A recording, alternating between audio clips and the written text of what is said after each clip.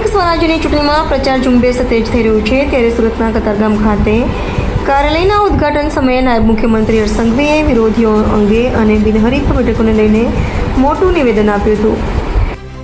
સુરત સ્થાનિક સ્વરાજ્યની ચૂંટણીના પ્રચારમાં નાયબ મુખ્યમંત્રીએ વોર્ડ નંબર 7 કતારગામ વેડના મધ્યસ્થ કાર્યાલય પર હર્ષ સંઘવીએ નિવેદન આપ્યું હતું। હર્ષ સંઘવીએ વિપક્ષના નેતાઓને ચેતવણી આપતા કહ્યું હતું કે વહેલી સવારે જાગે એટલે 5, 25 કે 50 લોકોની નેતાગીરી હર્ષ સંઘવીને સવારથી નામ ન લે તો તેમની નેતાગીરી જેના પૂરી થાય, પણ મેં પણ નક્કી કરી લીધું છે કે એકને સીધા કરીને જ રહીશ।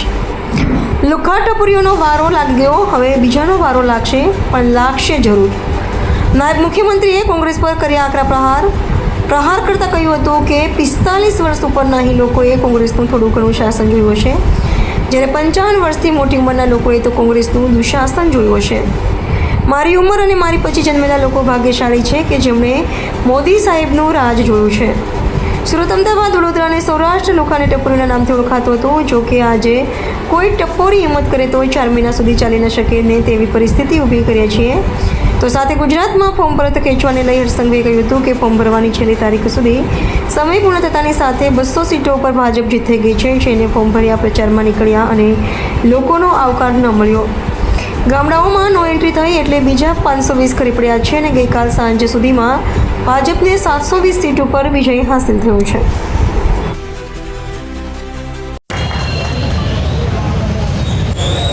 દરરોજ સરકારી સ્કૂલોની પરિસ્થિતિની વાત કરે, આ વરાછા કતારગામની સરકારી સ્કૂલ તમે એકવાર જાતે જોઈને આવજો।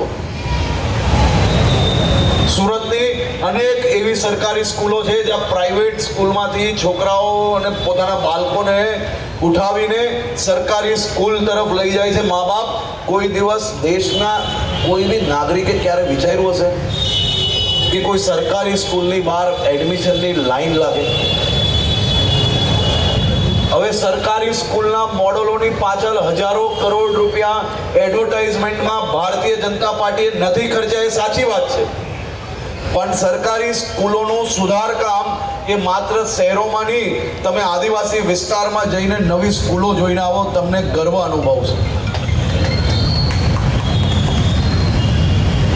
આવા અનેક કામો આપણે સાથે મળીને સુરતની અંદર હજી વધુ ઝડપથી આગળ વધારવાના છે। પણ મારી તો આજે આપ સૌને વિનંતી છે કે જૂઠું બોલનાર લોકો પાસે હિસાબ બી તો માંગો, અને હિસાબ માંગવો એ આપણો હક છે। તમે અમારી પાસે બી માંગો કે લાવો ચાલો આપણે સામે બેસીએ, વોર્ડની અંદર કેટલા કામો થયા છે, કેટલા રૂપિયાના કામો થયા છે, કેટલી સોસાયટીને જોડતા કામો થયા છે, અમે હિસાબ આપવા તૈયાર છે। પણ કામ કરવું મહત્વનું છે કે દરરોજ સવારે ઊભા થઈને તાઇફા કરવા મહત્વના છે, નક્કી કરવાનો સવાલ હવે તમારો છે। બધાએ ભેગા થઈને આ વર્ષે સુરતના ખૂણે ખૂણે સફાઈઓ કરવાનો સમય આવી ગયો છે, અને સફાઈઓ એવો કરજો કે ખાલી આપણા વોર્ડમાં નહીં, પરંતુ આસપાસના એક બી વોર્ડમાં આ તાઇફા વાળા એક બી લોકો કોઈ ખૂણે ના છૂટાય તેની બી ચિંતા જરૂરથી કરજો। અને આપણે જ સૌ લોકોએ ભેગા થઈને આપણા સુરતના વિકાસની ગતિને હજી વધુ ઝડપથી આગળ વધારવાની છે।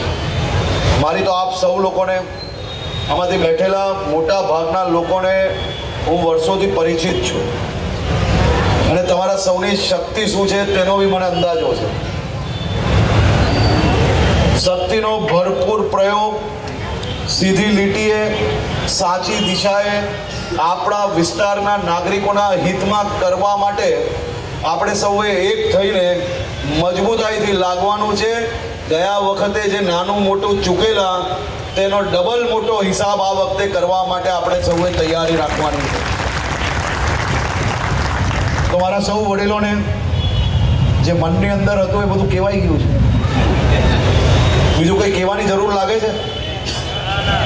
લાગતી હોય તો કેવો, ના લાગતી હોય તો હાથ ઊંચા કરીને ભૈયા ઓમ કરો ભાઈ.